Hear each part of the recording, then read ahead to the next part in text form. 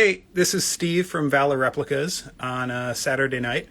And I get a couple of questions once in a while about doing a shop tour. And I've had people come over, and I love to have people in my shop. It's a ton of fun.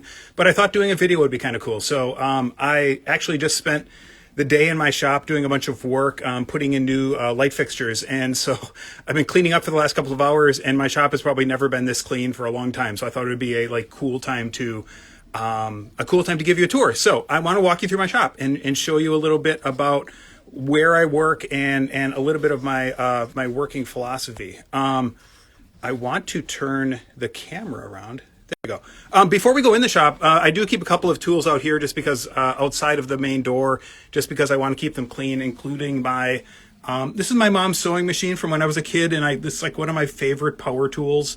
I am not fully trained in using it. I'm an amateur sewist, to be sure, but I do love using it. And over here is one of my first robot slaves. This is my Prusa 3D printer that is printing some parts tonight. So I keep these guys out here. Oh, and I have a Cricut vinyl cutter over here too. So I keep this stuff out here because it doesn't like dirt and my shop gets dirty. But the good stuff is through here. So let's go in. Yeah. Okay. So just walking through the door in the shop. I've been in this shop for about 6 years, and it's about 11 feet wide and about 30 feet long. So it's not huge. It's not tiny. And for me, it works really, really well. And it's been absolutely a work in progress, building sort of a methodology to how stuff works in here and how stuff is stored. So what I thought I'd do is I'd just walk you from sort of one end to the other. On the far end of my shop is what I call the archives. It's, for the most part, things that I've made, things that I made for myself, things that I've made for other people, and that I've made one for myself. So it's lots of projects that I have done. I've made some ray guns, some Star Trek stuff. This is one of my favorite things. That's the radio from Gilligan's Island. I needed one, so I scratch built one. Yeah, loaded with lots of different projects, lots of Batman guns and Batman tools here. This is a model of my house that I grew up in North Fond du Lac. So I wanted a little memory of that, so I built a model of it. I've been building a lot of Batman belts. Anyone who's following me on Instagram knows this, but I have a copy of every version here. My beautiful Mjolnir, my Rocketeer rocket pack. This guy, who isn't always in my shop, but he is because I was kind of working on him today.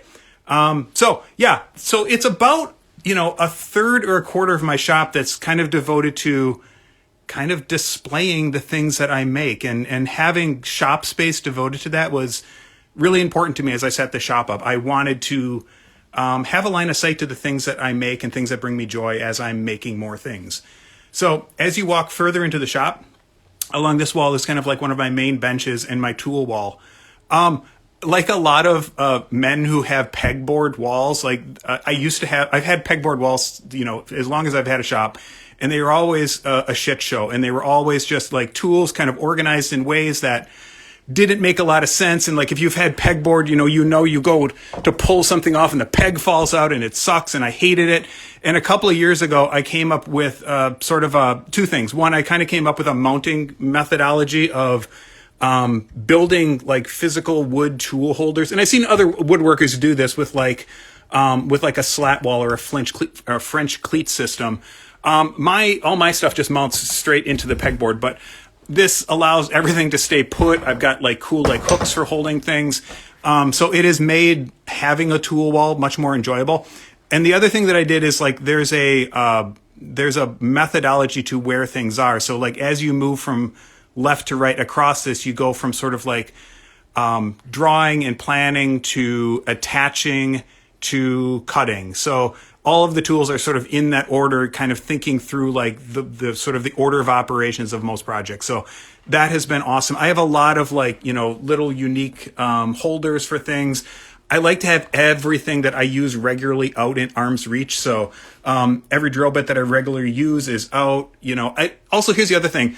I don't have a huge shop and I don't want to have a lot of things that I don't use. So I'm pretty selective about what I put on a tool wall or what I keep out at arm's reach because I don't want things getting cluttered and things getting messed up. As you go farther down, I've got a couple of pieces of heavier equipment. I have my beautiful Grizzly. It's a vintage drill press I got a couple of years ago. I love this thing. I feel like it's my one serious tool that I own. Next to it is my bandsaw, which I'm okay with. If I could find a vintage Grizzly bandsaw to replace this thing, I would probably give this away. So if you have a beautiful green Grizzly bandsaw, we need to talk. But again, a lot of the operations that I do don't require huge pieces of equipment. So these kind of benchtop scale ones are great. I just bought a really awesome Dewalt compressor. And another life-changing thing that I did is I finally plumbed air into a retractable line so that I can pull this around the shop and have air wherever I want. It's amazing. Into the corner of the shop, last year I built a significantly larger ventilation booth for painting. So this is all ventilated outside with a huge ventilation fan in the back. Little lazy Susan. I do just a ridiculous amount of spray painting, and I need something that gets all the toxic fumes out so I don't die and doesn't stink up the house so that I stay married. So I've got my airbrush system down here. Anything that's air related. So I have a vacuum chamber down here and a compression pot. Basically anything that might be used in that painting booth is here. As you pan over to this way, this is my second 3D printer, which is a resin 3D printer. If you don't know about this, it's an amazing technology. So the two things, the red thing is a 3D printer and the yellow thing is like a curing cabinet where you take the resin prints out. So this kind of a printer, the prints are actually, they rise out of a pool of liquid resin. It's like science fiction. And then when it's done, you kind of clean it off and you put it in here, and it's like a UV chamber that seals it. It stinks, and I found out earlier this year that I'm pretty allergic to the smell of this stuff. I break out. So again, I built this enclosed cabinet that has a ventilation fan that pulls all of the stinky odor out of there. Lots of casting materials, lots of IP alcohol, all the stuff so this is a messy hobby. So there's lots of chemicals and lots of things that go along with it that I try and kind of keep clean. Along the top, I don't do a ton of woodworking per se in my shop, but I need on hand sort of an array of different sizes and bits because I'm building mold boxes or I'm building stands for things. So, just lumber storage is kind of up there. Going around this way, this is my paint cabinet. I have more than a little addiction to spray paint. I can't walk into a Menards without walking out with at least 3 cans of spray paint. And some of these are things that I just regularly use, and some I'll buy a can and use a squirt of it, and it goes in here for 15 years and I never see it again. But yeah, all of this eventually, will probably get sprayed and get vented out of this guy. Panning around this side, have one of my other favorite tools. I finally got a really beautiful small Dewalt table saw. Built a custom sled for it, which makes cross-cutting beautiful. I love working with this machine. It's amazing. This little wall here. So when I moved into this shop, this room was being used for I think a scrapbook area for the previous owner. And I kept these cabinets because it allows me to store some big tools and some big pieces in here and keep that out of sight. You see, I label everything like it's ridiculous. Again, it makes me be specific about what I put where, and I know where I can find it.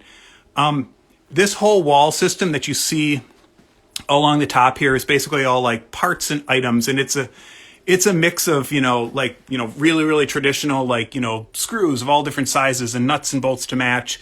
All the way down to just weird stuff that I'll save, old radio knobs and lots of just miscellaneous metal fittings because it might end up, on a robot someday.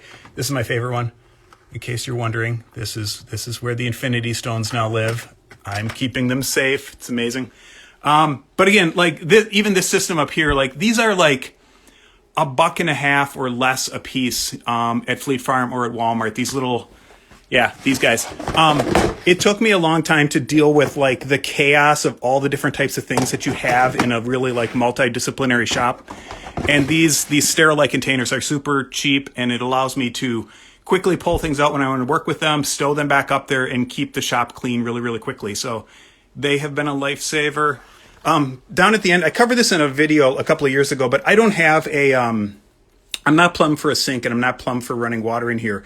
But occasionally I need to get like a little bit of water to mix with paint or to do some wet sanding. So on the other side of this wall is a 5-gallon bucket, like mounted up high, that runs a line through here and allows me to, yeah, it's like a hobo sink that works good enough for me. And again, like, and then this thing can pull out and I can empty it, into the sink in the other room. But I got so sick of like running into the bathroom to get like a cup of water to do. So like this got water in here in a way where I didn't have to do a whole lot of work.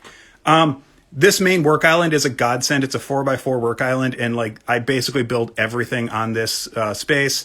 And again, even around it, like I try and be intentional about like what type of stuff I store where. So like all along the bottom, these are all sort of sanders, sandpaper, sanding boards. So again, like I'm paying attention to what I'm doing where. So like I'm doing a ton of sanding on here. That's where I want to locate those tools. Clamps, handful of clamps.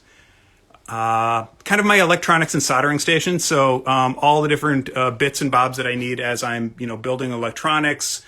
My solderer, wiring, all that sort of stuff. If any of my followers used to work with me at GS Design, which is a design agency I used to work for, and you're wondering what happened to the company's kitchen cabinets from a long time ago, I've got them. And like, they're here in my shop, they're in my garage. So all these nice white cabinets always remind me of my days back at GS.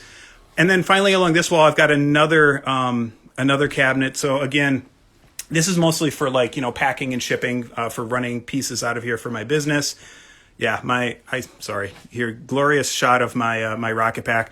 This is in here because I'm still kind of putzing with it and still like tidying up little parts. But again, it's just nice to walk by this every day and just kind of get a look at it. And that's why I love having all this stuff in my visual range. It continues to inspire me. So yeah, some other robots in the corner. I don't know if I showed those. Yeah, it's not a huge shop, but it's become a Swiss Army knife for me for how I work. And it's been a real work in progress over 6 years, like a real methodology for how I work and how I think about my work. So people will often remark like, how does a shop stay so clean? This shop kind of has two modes. It's this clean, or it's a total disaster where every surface is covered with something. But because I have these organizational systems in place, I can go from that disaster to a clean shop in like 10 minutes. I'm able to clean up really quickly, which is important to me. So thanks. I hope you enjoyed this quick little tour. And if you're ever in town, let me know and maybe we can do it in person. So hope you have a good night. Thanks a lot. Talk to you later.